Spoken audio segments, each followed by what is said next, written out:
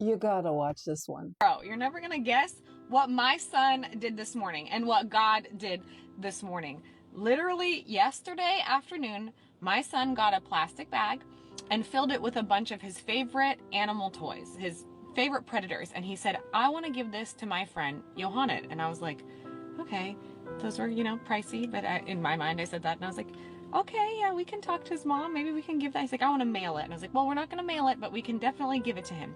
And so this morning, he remembered right before he left the house that he wanted to give his bag of toys to Johannet. And I said, okay. So I sent his mom a message and I said, Rain wants to give your son, a bunch of these toys. And she was like, oh, that's so sweet. And I said, I told him that he has to wait to see you guys at school to do that and not just to take it into class, whatever.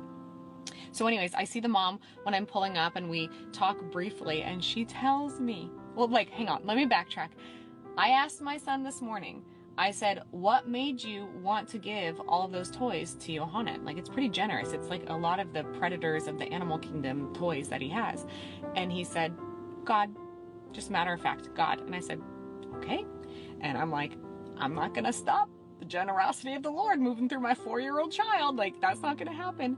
And so then I pull up to the mom and I say hi to her and she says, Jenny, you know what's so crazy? Is that we don't have a lot of toys and that 3 days ago, I prayed to the Lord for some toys for my kids. And my 4-year-old son was directed by God to give that child who he didn't know that about a bag of his favorite animal kingdom toys. Bro, tell me God's not real. Tell me God's not real. I will never believe that. Bro. God can speak to a 4-year-old, I'm telling you. We need more people like this.